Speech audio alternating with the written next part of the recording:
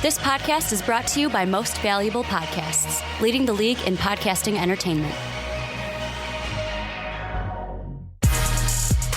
Welcome, ladies and gentlemen, boys and girls, children of all ages, to the Fast Break Podcast. This is the fourth installment of the Fast Break Podcast. I am Sean Anderson, and I am joined by Phillip Bridges, and a special guest today. We have Ricky Widmer of the Onside Kick, the Primetime Podcast, and just the whole...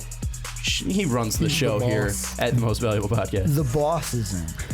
I don't know. You can take that however you want. Is it good? Is it bad? The boss is in the building right now. The evaluations for the end of the year, guys, are coming out fast and furious. I'm trying to keep my job, so I will throw Phil under the bus. I'm just trying to be the number one here. But today, we're going to discuss some trades that we see happening, and mainly we're going to talk about the Dwight Howard trade. And there was an article yesterday that was put out by Chris Sheridan, an NBA insider. He used to work for ESPN, and he talked about Dwight Howard is upset in Houston and how that the Houston Rockets might look to trade Dwight Howard. Today, Dwight Howard said that he's not actively pursuing a trade, but now we're going to talk about, should the Houston Rockets make a trade for Dwight Howard? Dwight Howard does have a player option for this year, so he can decline that player option and become a free agent this year. Chris Sheridan proposes a trade between the Houston Rockets and the Miami Heat. One trade has Dwight going to Miami for basically Justice Winslow and Hassan Whiteside, with other guys being thrown in for cap. Another trade has Dwight Howard, KJ McDaniels, Sam Decker going to Miami, and Houston getting Justice Winslow and Hassan Whiteside, and then a little more cap guys. Do you guys think, should the Houston Rockets trade Dwight Howard? Yes. They should. And I mean, I feel like me and Phil are in agreement since we both said yes. But the thing I think about right away when it comes to Dwight Howard, think of the teams that he has been on in the recent past. Orlando, he started out there.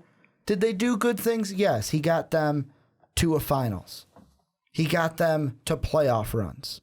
However, what happened? At the end, he got upset and he wanted out of town. The thing I like about his Orlando move is that he wanted to be in a bigger market. He wanted to be with like the big stars. And plus, Stan Van had the, we're just going to jack threes and Dwight, you got to make your free throws, Dwight.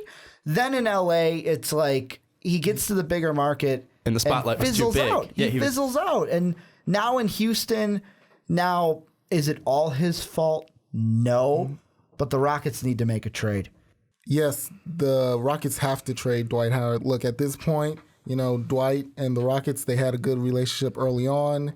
They were winning. Everything was going fine. Dwight was kind of happy, whatever that means for Dwight.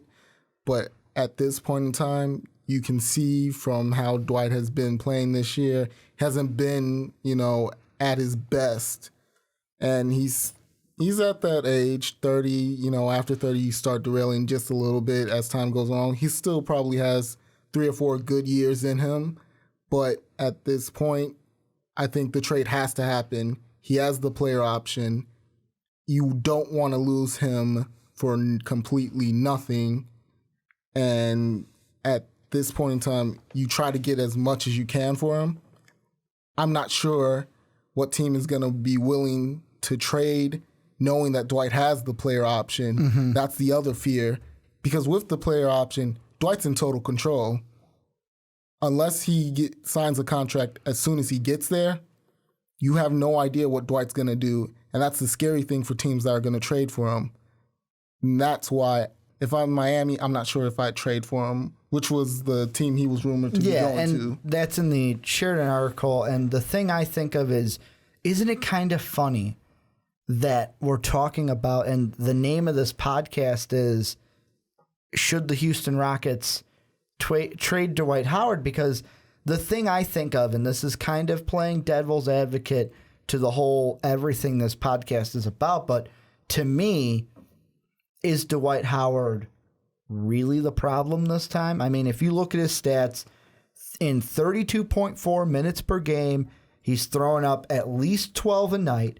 To me, the biggest problem is James Harden and Ty Lawson. Those two guys working together, because we saw in the offseason they trade for Ty Lawson. Cool, they got a point guard. However, the beard needs the ball in his beard the entire time, or else he doesn't know what to do with it. It's like the Will Ferrell thing. What do I do with my hand? Like, James Harden without the ball is, what do I do with my hands? And he just starts putting them in front of his face because he doesn't know. And to me, I feel like James Harden is more of the problem than Dwight Howard on this team. However, Dwight doesn't need the ball in his hands. Harden does. Harden's leading the team in points. We're not talking about that. We're talking about moving Dwight. Yeah, it's really, I mean, you bring up a good point with it might be James Harden is the problem, but again, James Harden is a top 10 player in the NBA, so you really don't want to move him for Dwight Howard. You'd rather keep Harden, who's the younger player, and keep him going. So if you're going to make the Dwight Howard move, what team are you going to trade him to, or what team will want Dwight Howard? The New Orleans Pelicans. That would be a team, I think, that would be an interesting fit for Dwight Howard with him and Anthony Davis together in that front court. I would be extremely interested to see how they would work together. And that would be probably the point of emphasis for everyone when they put the spotlight on them. Can they work together? Will they work together well? That being said, this Pelicans team, not that great right now. But if you make the trade, you're banking on the idea that, hey, if we get him, we can find a way to convince him to stay with us for the long-term future, however long that is. But then the fear is, again, as time goes along, you wonder, hey, is he going to do his same antics? Stays for a couple of years, everything's going well, and then all of a sudden he's just not happy because Anthony Davis is becoming one of the best players in the league. And that's mainly the issue that you would have long-term, and then the issue you would have short-term with making that trade. Well, and I mean, the thing I think about with the Pelicans is, let's say, and I'm looking at the trade machine that they had for this deal on an NBA article by ESPN staff writer Kevin Pelton. And in his trade machine, this is how the trade works for the Pelicans. The Pelicans give the Rockets Eric Gordon and Ryan Anderson, whereas the Pelicans would be getting Dwight Howard and McDaniels. The thing I think of right away, screw what the Rockets get, I don't care. It's all about Dwight Howard here. How are you going to make, like kind of what you said, Anthony Davis and Dwight Howard, who plays the 5, who plays the 4? Do they play together? Or is one coming off the bench while the other's in there? Do they kind of switch for each other? I kind of lean towards two things. It's either they switch for each other, or Dwight's at the 5, Anthony Davis is at the 4. However, I lean towards that first option of you can't have both of them out there at the same time kind of a thing. The thing with Dwight is that he wants to be the star and the main focus. Anthony Davis is your star. There's no question. Exactly. About and it. If you're going to say, hey, Dwight, we want you to be our 6th man, he might just tell you to go fuck off. Mm-hmm. Like, Dwight Howard has this ego that he is the number 1 player on the team, and he can take a team to a championship game, or to a championship. Yeah. Who is your team then? With that all being said. See, my team, and before I get into my team, I want to mention that earlier this week I was listening to, we're here in Chicago, I was listening to ESPN Chicago, and I want to say it was Carmen and Yurko. And one of the things that they said, it's like if you look at Anthony Davis's stats, it's ridiculous that this guy is too good to be on a 6-18 Pelicans team. Well, the thing is, he started off terribly. Like, people were like, "Oh, what happened to Anthony Davis? Mm-hmm. You know, he's done. Like, this is just such a huge shock." And now he's back at 23-10. See, the team I'm most interested to see maybe trade for Dwight is Boston, and the reason why I say before I get into Pelton's trade machine is the first thing I think of is Boston's going to be a scary team. Boston to me is.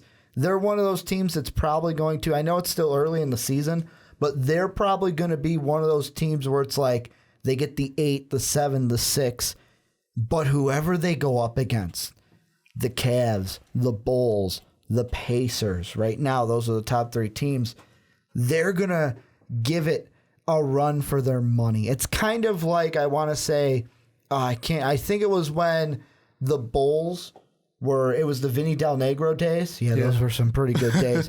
But where we just limped into the playoffs at 500 and we gave a run for our money in that first playoff series as the 8th seed. That's what Boston's going to be.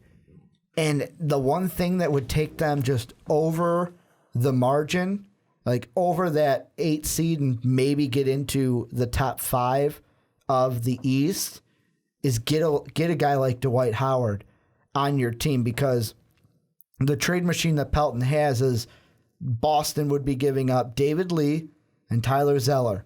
2 guys that I am totally fine giving up with. David Lee's a good player. However, he's one of those guys where it's like, well, okay, the Warriors won a championship with you, and then you were kind of expendable after the championship, and we're getting Dwight Howard. That's the bigger prize. Well, I think the thing with David Lee is he's the cap. He's going to make what that trade push through. I mean, he was traded to Boston because Golden State needed to sign Draymond, so they got rid of the cap. David Lee's a great, he's a decent player, but it's the terrible contract that makes him. David Lee's a 1-year, $15.4 million contract, whereas Dwight's a 2-year, $22.3 million. Yeah. And I mean, you're getting like, what, 17 for the... If you divided the Dwight one by 2, it's 11. So there's a little bit more money going in favor to the Rockets. But, I mean, you look at the analysis on this trade machine. Yeah, the Rockets lose 5 wins with this trade, but the Celtics gain 2. And in the East, that could be enough to jump you from 8 to 5, 8 to 4. Even larger than that, because right now Boston's at the 9 right now, but they're 3.5 back from the first seed. Well, and I mean, you look at that right away. They're at 3.5 right now. 2 wins right there. The Raptors, the Heat, and the Pacers are at 1.5 back. If we and I know I'm using games back as kind of like the model here, but those 2 wins, if that is true, jumps them from 9-10, because technically they're 10 on the standings, jumps them to 5. Which is better than 8, where they were, like, I don't know, 2 seconds ago while we're recording this podcast. But what do you think, Sean? Tell us what team you think is most intriguing. On this Pelton article that you've been talking about, it's not really what team really needs to make a move for Dwight Howard, because I feel like we're so early on in the season, we just need to see how these teams pull away from each other. Except for the Warriors, they've already done that. Well, I was talking about the East mainly, because the East is so compact. The most interesting trade he throws out there is Dwight Howard back to Orlando, which is just ridiculous for me to see. Why would he go back? Like, why would... I mean, he doesn't get a choice because the Rockets want to trade him, but, like, I just see that and go, why would he want to go back? I mean, it's ridiculous because he says, I like the idea of Howard returning home to provide a defensive upgrade, but when you run it through the trade machine, they have Houston gaining 2 wins and Orlando dropping 3 wins. So would Dwight to Orlando make sense for even just a personnel change? Because you're giving up Vucevic, who looks like a great young and up-and-coming player, but it's just, would you want to bring in Dwight Howard, who has already burned this franchise before? No, I wouldn't want to bring in Dwight Howard. He burned you once, and it's a good chance he's going to burn you again. I mean, Orlando, they have a nice little team down there, but is that going to really be enough to keep Dwight Howard there for essentially what would be the rest of his good playing career? Well, I mean, if he doesn't want to be there, he can just decline this player option. He could become a free agent and go anywhere. And so this might not even make sense for Orlando, but I'm just saying it seems very interesting that Dwight might be going back to Orlando when that's the place he was trying to escape. I mean, it would be an interesting deal, but there's realistically not a great chance that would even happen. For just a simple reason, it's Dwight Howard. You burn him once, burn him again. The player option, that's just going to hang over their head throughout the rest of the season. And it's not like getting Dwight Howard's going to win them the title. You know, that's the only way you really make that deal. If you think, hey, we get Dwight, that title's coming to us.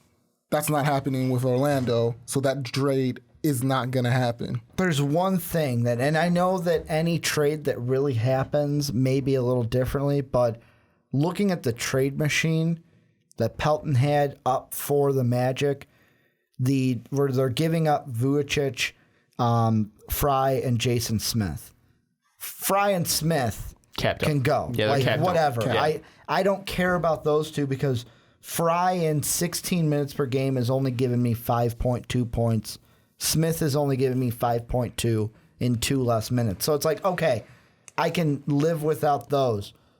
But Nikola, that's the one because he's given me almost 30 minutes per game, leading score at 15.6 points. And I know what you may be saying, but Ricky, Dwight will fill that shoe.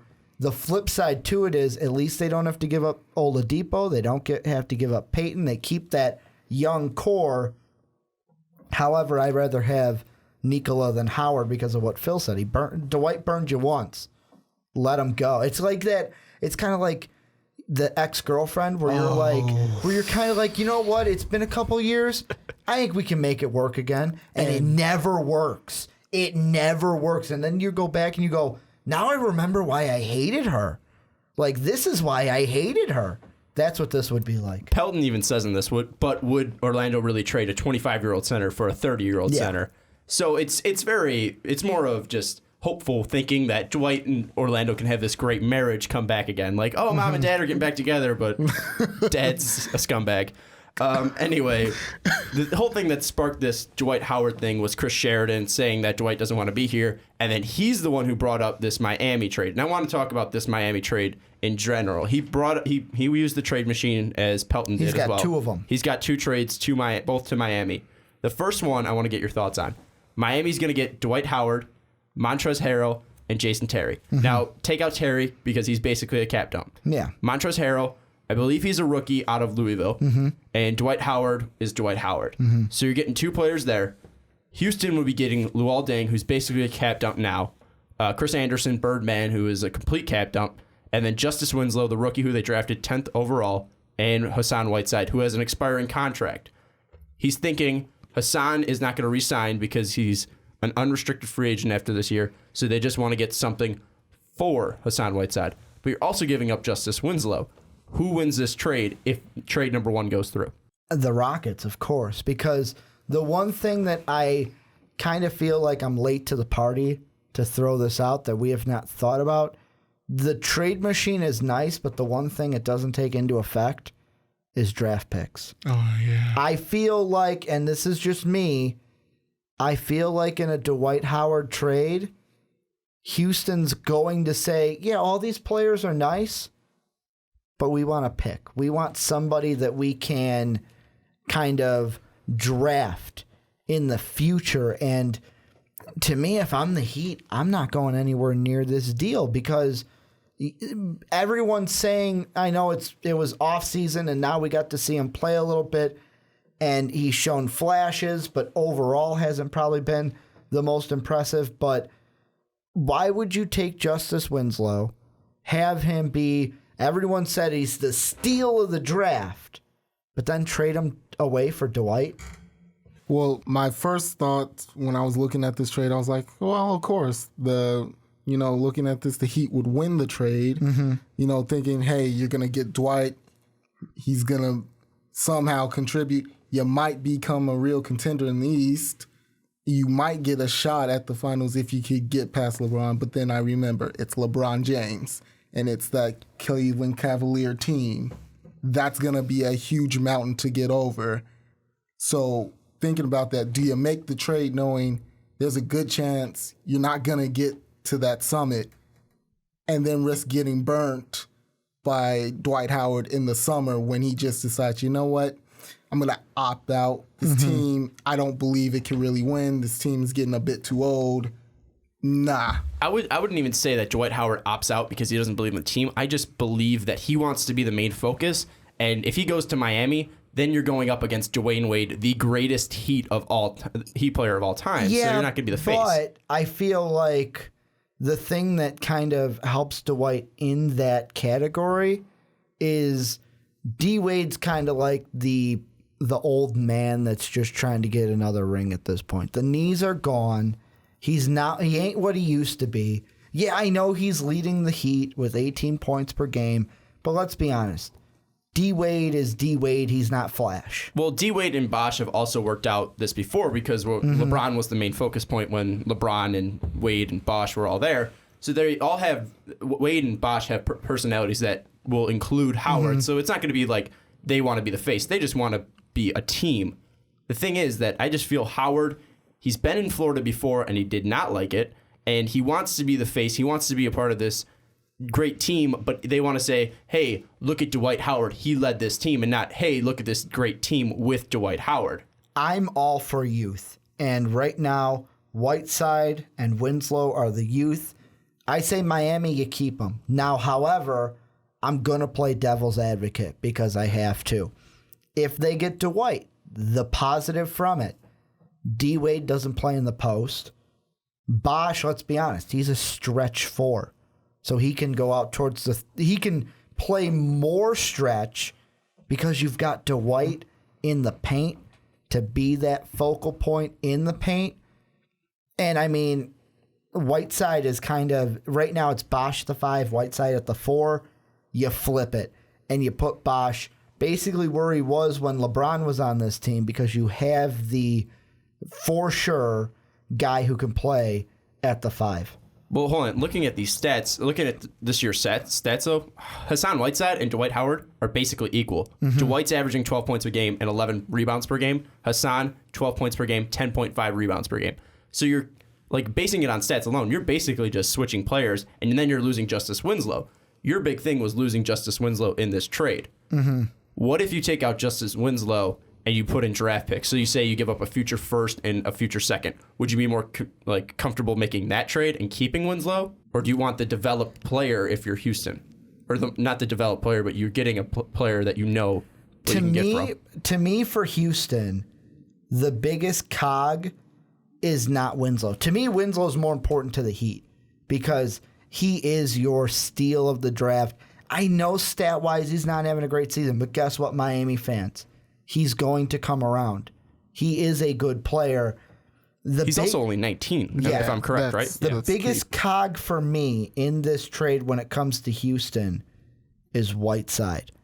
And the reason being, the reason why Dwight Howard can be expendable here is Phil.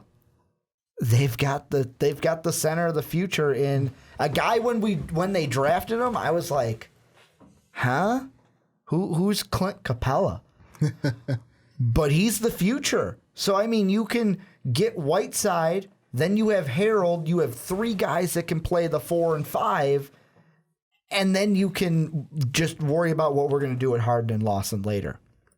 And with this, you look at the trade now, you think Houston wins this outright. I mean, they're going to get a young core of players.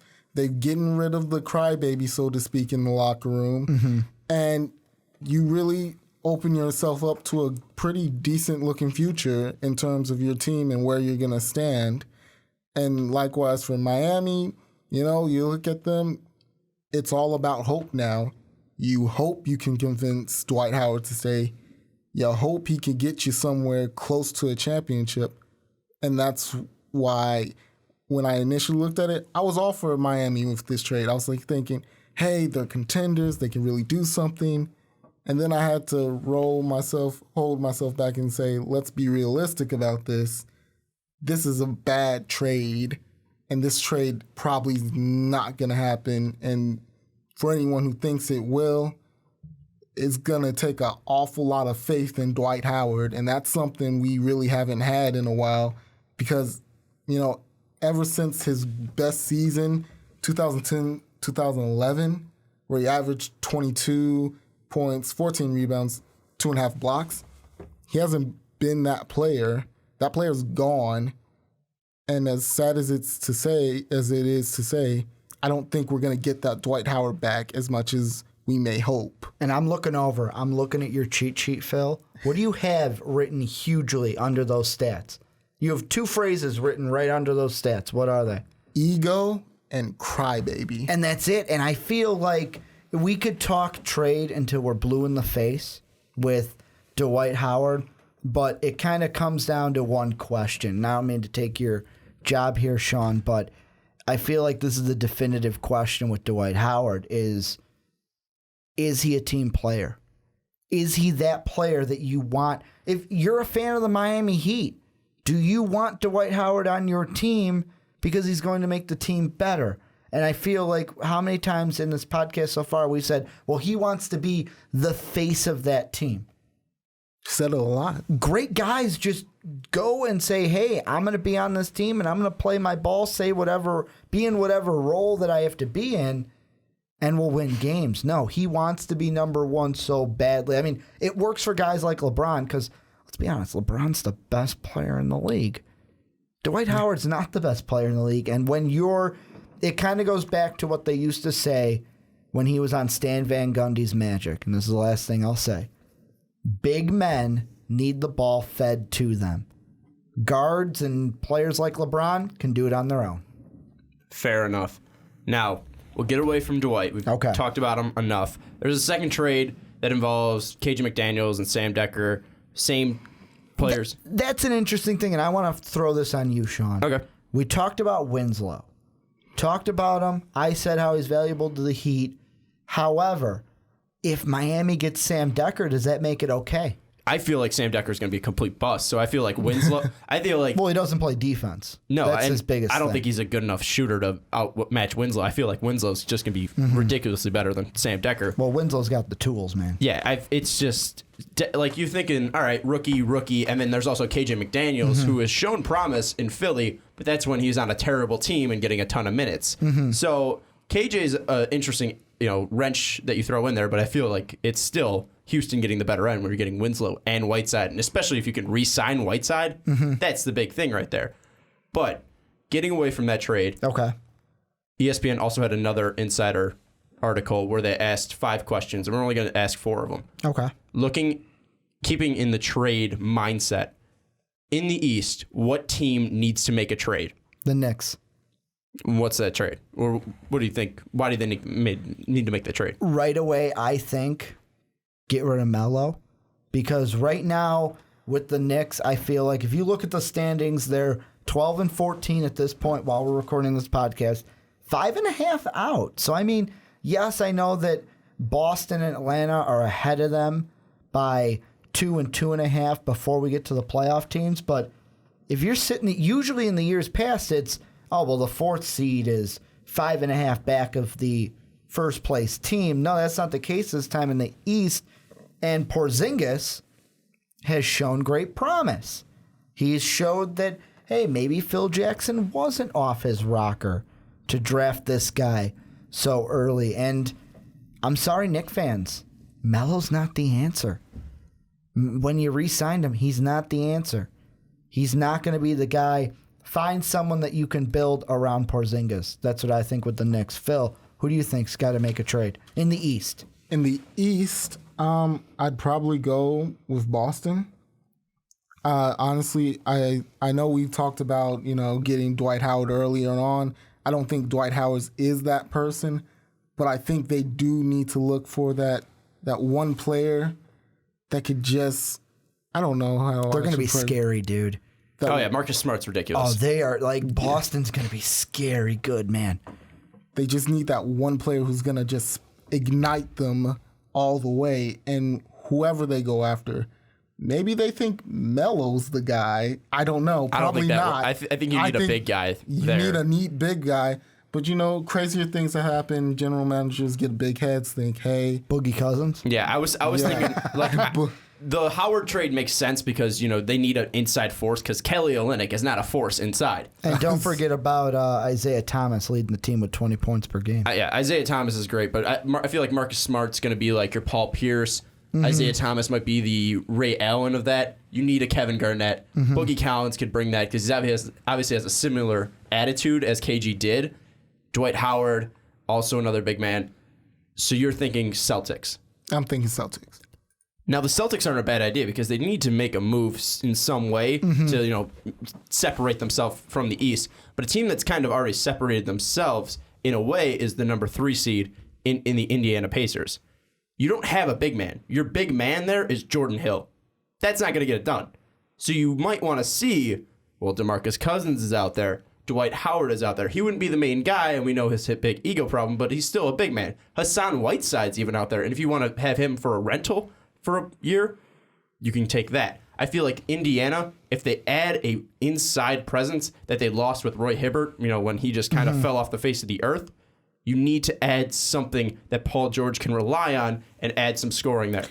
So if you're going to make that trade for Dwight Howard, who are you willing to give up? What players are you willing to part ways with in order to get Dwight Howard? And are you willing to deal with what comes with Dwight Howard in the extra baggage, with the ego, with the crybaby, with the I gotta be the man, feed me more? I feel like you don't really need Dwight Howard exactly. I'm just saying Boogie Collins, Dwight Howard, a big man in general. I'm going to throw out two names. Okay. How about, and this was one for in the Pelton article, they mentioned with Dwight if he got traded to the Wizards. What if Indiana decided to go after maybe Gortat or Watch Me Nene in Washington? I think he's done. Nene at least. This isn't like the 07 Nuggets here. More Marcin Gortat. Yeah. But yeah, I just wanted to watch me Nene for a second. Okay. I mean, if you're gonna make a trade for Gortat, he's kind of got some range there. He's gonna provide rebounds. If you're gonna do that, you just drafted Miles Turner. They might see him as a young power forward. You could also just add in some draft picks. They don't really have a lot of people they can trade though. And the big thing for Miles Turner was the big thing me and Brandon talked about last year when we were getting into the NBA draft is just his injury. He had I want to say it was the knee injury coming into the NBA draft and only has played 8 games this season thus far. And that's the thing with the Pacers. What are you going to give up? Because really it's Paul George.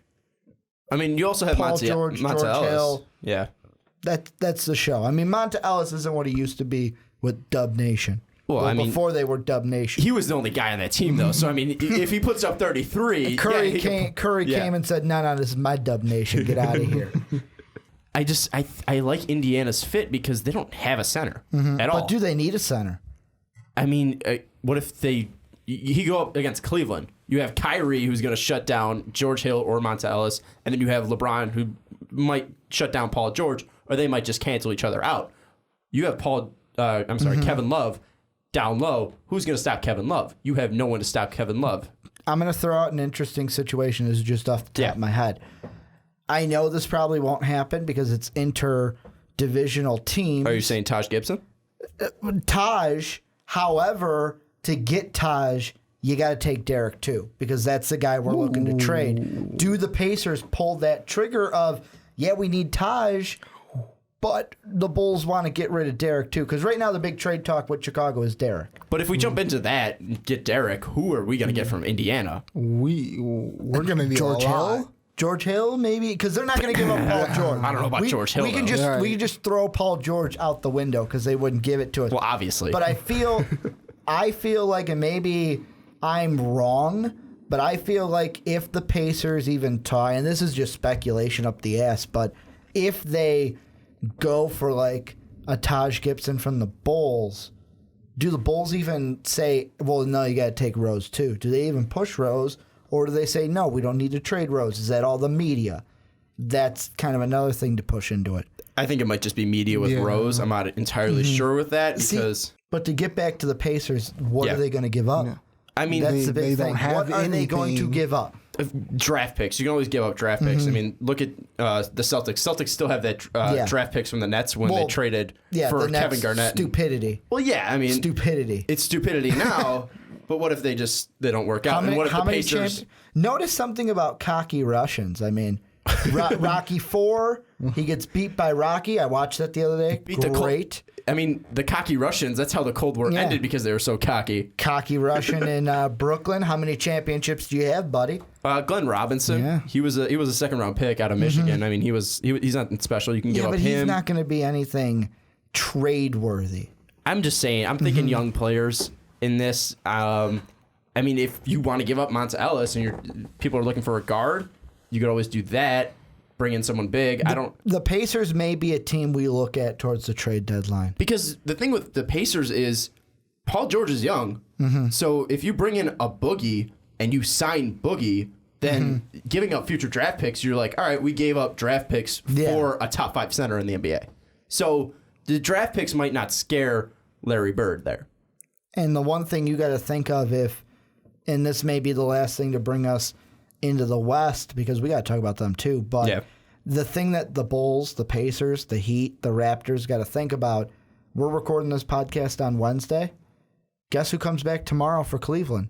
Kyrie. Yeah. So right now it's only a game lead on the Bulls at this time, but Kyrie comes back, that could just catapult them into a run. Of course, anything can happen, but those teams, Pacers being one of them, got to think about that. Well, we already have a definitive one in the West in Golden State.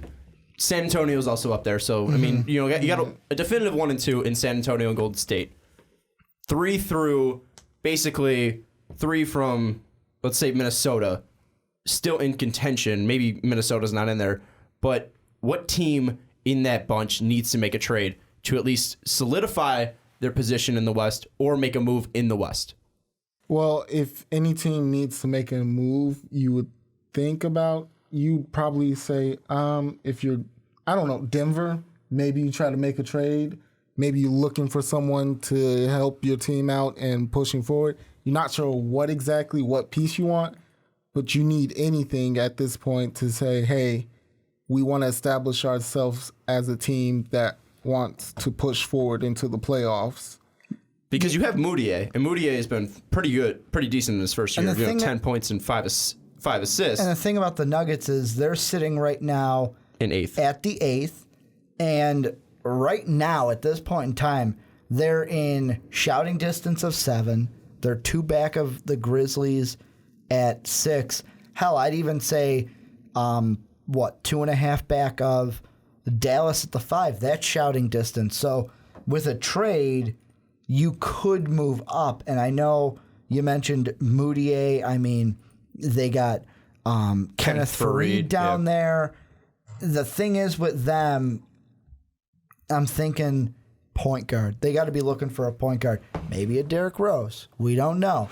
The team I'm looking at is a team, of course, I look at the ones that, when you say, like, who needs to trade, I immediately look who's underneath that, like, line. For the playoff standings, who's under that line? And I look at the Phoenix Suns because they're 13.5.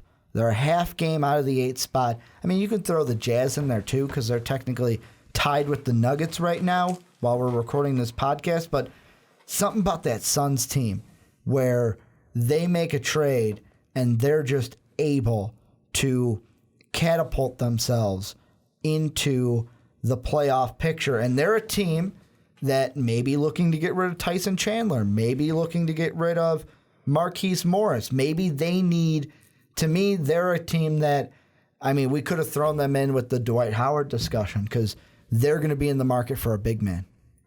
My team in the West, I think you got to look at Sacramento and getting away from DeMarcus because, DeMarcus is this young player that they can get a ton for and basically build their future around. And DeMarcus obviously doesn't want to be on the Kings anymore, as he said that a couple times. But getting away from Cousins, you also have Ben McLemore. And Utah, they're kind of struggling. They might want a shooter. I look at Ben McLemore, who's averaging 21 minutes per game, but he also has 8 points, but he's also shooting a ridiculous 41% from 3. So if you want a shooter, like a 6-man that's coming to come off the bench and score, like shooting-wise, you might want to look at Ben McLemore for any team that wants a shooter.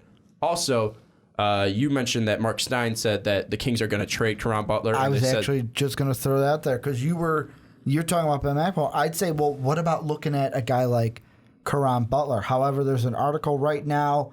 Mark Stein of ESPN says the Kings have pledged, I quote, have pledged to Butler that they're going to trade him after Christmas to a team where he'll have a larger role. However, that team, the likely team, may be the Milwaukee Bucks, Butler's hometown team. So, and they're a team I wanted to say in the East, but I kind of thought that was a cop-out answer. Sorry, Buck fans. Yeah, I mean, and again, on the Kings, like, their season's wasting away, and they have a lot of players that are good, but there's just way too many. Like, they have Marco Bellinelli, who could help a team. They have Darren Collison, who's behind Rajon Rondo in the lineup, but he's still averaging 13 points a game. Rajon Rondo, he is... Scum. Where has he gone? Like, it's just the years that he had in Boston to now. It's like, what have you done with yourself, young fella? Well, that's the thing is he's a complete scumbag for his mention remarks. Remarks towards that ref. But this year he's kind of had a resurgence because he's averaging 12 a game, 11 point assists per game, and he's averaging 6 rebounds per game. So but then you've got the slur against the ref. You've got he got thrown out of a game in Mexico for staring down a ref.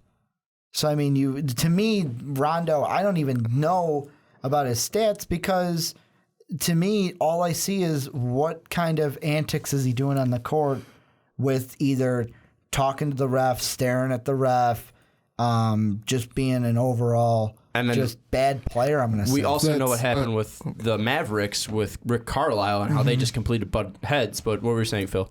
The question is, he's had those incidents.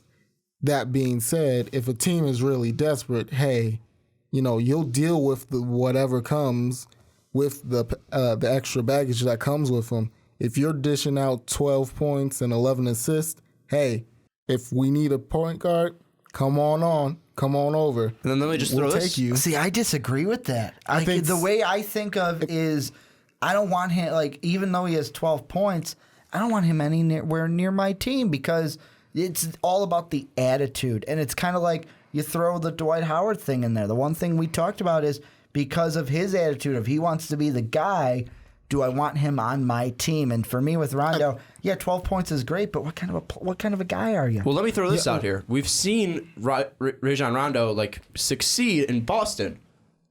Who's the backup point guard in Los Angeles? What if Chris Paul goes down? Do the Los Angeles Clippers try to make a move, reunite him with Doc Rivers, who we've seen him kind of be tamed, I guess. You also have Paul Pierce, who he's familiar with. Maybe that bringing him in as a backup that might help as well. Is it manageable? That's the question. To me, he was manageable with Doc Rivers. Maybe that is the only situation that works because of Doc. But I'm thinking of it more as, and maybe it's because my favorite team's the Bulls. If the Bulls were looking for a point guard, I wouldn't want Rondo because I don't think Hoiberg could kind of reel him in, could make him manageable. Doc Rivers may be the only one. Yeah, maybe Popovich too, because he's got some weird. He's the Popovich grandmaster. Has the strange powers of wizardry. He doesn't give a shit either. He's the emperor. like, hey, come over to the dark side. Join me, win titles. That's what LaMarcus is trying to do. Yeah, hey, whatever it takes. All right, so we saw LaMarcus. He left in free agency. Prominent player right there. Is there a prominent player that's going to be traded before the trade deadline, at the trade deadline? If there is going to be a prominent player, who's it going to be? Because we talked about Dwight. We talked about DeMarcus. We talked about Melo a little bit. I want to say Melo. I do. I'm going to say two. I'm sorry I got to be this guy, but either Melo or Boogie. Boogie Cousins, to me, is going to get traded by the trade deadline because him and Carl are going to butt heads so bad to where it goes, fine, we got to get rid of this guy. Melo, I maybe think it's because the Knicks are going to see, hey, you know what? We kind of got the future here in this Porzingis kid. We don't need Melo anymore. We can get rid of him. Maybe to a team that's trying to make a playoff push. And it's saying, hey, Melo, I know you got a no-trade clause, but you like the playoffs, right? We could give you the playoffs somewhere else. Thing is, who wants to deal with that contract? A team that desperately, maybe I want to say the Heat, but probably not the Heat. I don't think any of the Eastern Conference teams. No one's going to want to touch them in the East. The Pacers, maybe. No, but probably that not wouldn't work really. with Paul George. Yeah, no way. I'm trying to think. Denver? Does Denver bring him back? Come back. We talked about Denver. Utah or Phoenix. Yeah. A team that but see, the thing with that is I feel like for Melo, it's got to be a team that's already in the playoffs. Maybe like a Oklahoma City, but I don't think he meshes well. There's no, see, that's there's thing. no way that, because Durant plays the 3, and you can't put Durant at the 4. That's why I want to lean more towards Boogie Cousins being that prominent player that gets traded because of the clash with Coach Carl. If you take Boogie, where's Boogie going? Right. Maybe Indiana. They need a big guy. All right. However, the question is, and Indiana fans, I want to hear this from you. Number one, do you want Boogie? Number two, who do you trade for this big guy? Because that's the biggest thing with Indiana. It's just, I write the Joker question mark over the roster because I don't know who you give up because George Hill doesn't get traded, I don't think. Paul George is an untouchable. Yeah. Who do you trade? And that's the thing. Do you give up the future for him? Phil, prominent player. Who's it for you? I honestly, I was gonna say probably Dwight gets traded. I think they find a way to get rid of Dwight during this time. Does he go to Miami? Or does he go the to team? Boston? Because you said Boston earlier. I did say Boston. That's the thing. I can't give a concrete answer. I want to say he finds his way to Boston. I'm going to be that guy. Gut check time. Just what does your gut say? My gut says he time. finds his way into the Celtics land and he becomes a Celtic. Does he succeed in Boston? That's the better question. Gut check, go. Yes. Who is it? Yes? He finds a way to succeed in Boston. He's got the tools in Boston. Let's be honest. That team is ridiculous. Even though they're just out of the playoffs, that team has the possibility to be scary good, man. Yeah. Scary good. The prominent player that we haven't really brought up, and it's a person that fits the mold of, all right, we were talking about big mans. We're looking at the East. You see 7 and 18 for Brooklyn. Brook Lopez, I mean, he's great defensively. He's averaging 19 a game. He has 8 rebounds a game. Brook Lopez might be moved. Maybe you push him to a team like Indiana that wants a big man. And they just give up draft picks because that's what the Nets want to get back for giving their draft picks to Boston. Exactly. So I mean, you might. Did me and you just mind meld there? I think we're discussing we're over telepathically but yeah, that just that's what came to my mind with that. And maybe Brook Lopez could be a player character that as we get closer to that trade deadline, the worse and worse Brooklyn gets. Yeah. What are we seeing? And of course, Brooklyn loves to trade away draft picks, but can they get them? Can they get them back? That's Can Billy King do the opposite of what he's been doing for years? And screwing that team to hell. All right. So we talked about prominent players. We talked about which teams might be, in the market. We talked about kind of buyers and sellers. We're saying that the East needs to get a little more separation before we could say something definitive. Mm-hmm. What is the one trade, either, possible or just absurd, that you want to see happen? This doesn't have to be like, Boogie going to Boston. Melo to the Heat.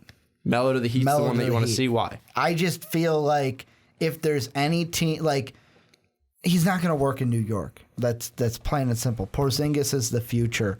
However, with Miami, I just want to see how that team would work with the revised big three of Bosh, Wade, and Melo. Probably wouldn't work. However, it could, because Bosh doesn't need the ball in his hand. When I say ball in his hands, he doesn't bring the ball up.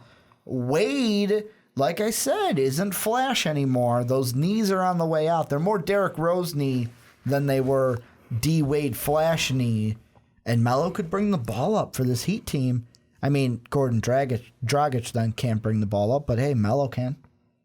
What's your one trade, I'm going to Phil? be very weird, and you guys are going to look at me like, what the hell, Phil? I didn't say it was realistic. I said it could be out of the ordinary. I want Jeremy Lin in a Bulls uniform. Why? Exactly. I think you were going to drop something huge, Kobe to the Why? Kobe to the Warriors or something. Kobe ain't getting traded. Well, that's the Kobe's thing. not It's going to the bench. Well, I'm just saying something out of the ordinary. I don't think you were going to say Jeremy Lin. Yeah, it's something weird with me. He's still in the league? Yeah, I think he's on Charlotte. He's on Charlotte. That was me being a joker there because he's kind of fallen off the radar. I don't know. Is that the thing that we should have talked about in our Bulls podcast? Yeah. That Jeremy Lin is the key? Jeremy Lin is the key to the Bulls' resurgence. But why? To be the backup to Derek? Are you expecting the Bulls to trade Derek? Jeremy Lin, 10 points, 2 assists per game. So, I mean... Is he the answer? Is he what Hoiberg's missing and he's going to help us find that identity? It's the fact that, Jeremy Lin in a Bulls uniform, hearing him come through and with the announcement, And from Palos Altos, California, Jeremy. And then it's just. But will he help us? No, I'm not. I don't care. This is one of those like weird ones. This is just Phil like Jeremy He just wants Lin. him to drop 50 in like the UC. This is like some weird like basketball fetish for it's one of those. For Phil. Do you get off to Jeremy Lin? No. We don't want to be thinking about that. But I actually worked out in the you trade have a trade machine. that makes sense and it's not just that makes sense. It works, but will it happen? Probably not. However, it sends Carmelo Anthony to the Heat. The Heat. They only get Carmelo. That's the only person they get. Mm-hmm. The Knicks. This is a three-team trade between the Heat, Knicks, and Pacers. The Heat get Melo. The Knicks get Luol Deng from the Heat, and then Monta Ellis and Stuckey from the Pacers. And then the Pacers get Calderon from the Knicks and McRoberts and Birdman from the Heat. Wait, so the Pacers get fucked? The Pacers get screwed. Like the way I was thinking this. So they get okay. Here's the thing. Like, here's what I was thinking, and I go, okay, well, the Knicks will want some shooters. Well, the Pacers will give up Monta Ellis because he's expendable. Luol Deng, the Heat can give him up. Then Rodney Stuckey was I needed at least $6 million to give up. So the Pacers have to give him up in order to make it work. And we were talking big men. I mean, McRoberts and Anderson. They're not the greatest. Shit. They're terrible. It's a complete cap dump for the Pacers. The Pacers are actually just getting capped. They're gaining money because, I mean, their players are worth $17.9 million. The three players the Knicks are getting, they're actually losing cap. They have 27.5, and then Melo in Miami is 22.9. Here's the interesting part. The wins analysis, Miami gets a +5, the Knicks get a -5, and the Pacers get a -2. See, maybe that works if the Pacers are getting two first-round draft picks, but that just straight up is just the Pacers getting fucked. Yes, and all I said was it was successful. It worked. Does it happen? No, but that's not the question. The question isn't will it happen. The question is what would you like to see happen? All right. Sorry, Indiana, I want the Bulls to beat you, so this helps us beat you. My will trade it help us beat Miami? Probably not. Yeah. My trade also revolves around Carmelo. Okay. The Mavericks. Mm. All right, you have Dirk, not even on his last legs, but he's still old. You have Darren Williams, who's doing decently, but they don't have the star that can take over a game. Dirk's great, and he's been great, but what if Dirk starts to fall apart a bit? Darren Williams, he was supposed to be the answer in New Jersey, really fell off. He's doing decently with the Dallas, but, they don't have that one guy. Carmelo, on the other hand, would add that. So you have Carmelo and Dirk, with Darren Williams passing the ball off. You have Wesley Matthews to shoot the threes. But they lose Chandler Parsons, the guy that, Cuban was like itching to get into Dallas. But in this trade, New York Knicks would get Parsons, Felton, and Justin Anderson. So you're getting Felton's basically just capped out. Parsons, you're getting rid of Parsons. That's 15 for 2 years. He's a decent player. And then you have Justin Anderson, who's just drafted from Virginia. So you're getting a young player there, and then Carmelo's going to go to Dallas. I think that trade would work for Dallas, and Dallas is going to get 8 wins from that, and, New York's going to lose 2, but I feel like that would work for Dallas at least, and I think that's a decent trade for Dallas. And Dallas gets Melo? Yeah, and I would like to see Dallas getting Melo. Why? Does Dallas need Melo? I don't think they're going to be able to. Well, I mean, look at the West. Mm-hmm. You want to put out Dirk on a high note. Cuban wants a title. This could be a fuck you to DeAndre Jordan. Yeah, like, hey, true. We got Carmelo because of you. I got one last trade machine to end the pod. I think this is the cherry on top. I had one more as well. This is the cherry. Mine's the cherry on top, though. All right, give me mine. Give me mine Go ahead, first. All quick. Right. The other one was Carmelo to the Charlotte Hornets. Doesn't really make sense, but Jordan might want to make a splash. Mine revolves around the Hornets as well. Look at that. New York would get Marvin Williams cap dump and Spencer Hawes cap dump, but then they get Marcus Kidd-Gilchrist and Frank Kaminsky for Carmelo, and that would drop both teams -2 wins. But it would be cool to see Carmelo in a Hornets uniform. Are you ready for my mic drop? Shoot it, dude. Jeremy Lin to the Bulls, Kurt Heinrich to the Hornets. Bulls get +2 wins. I would not like that. I like Captain Kirk, but yeah, it works. I mean, +2 for the Bulls. both those guys suck, though. We gain about 0.7 mil and we gain about $700,000 of cap, and we get 2 wins. Well, there you go, Phil. Hey. Your fantasy can happen. Just get them to trade Kirk Heinrich. Hey, I don't mind trading Captain Kirk. I love Captain Kirk. I'll done take his him over service. Lynn any day. All right. I'll take those +2 wins. Tell us your tell us the one trade that you want to see happen in the NBA this season. Do you want to see Jeremy Lin in your favorite team's jersey? Nobody wants that. No. Only Phil. Only me, probably. Do you want to see Dwight Howard going somewhere? Do you want to see DeMarcus going to your favorite team? Tell us in the comments what trade you want to see happen. Thank you for listening. Like and subscribe to the Most Valuable Podcast. Like us on YouTube. Like us on SoundCloud. Download us on iTunes. Thank you very much for listening. This is the Fast Break Podcast for Phillip Bridges, for Ricky Widmer. I am Sean Anderson. Thank you for listening. Thank you for listening to this MVP podcast. Follow us on Twitter at Most Valuable Pod for more great podcasts.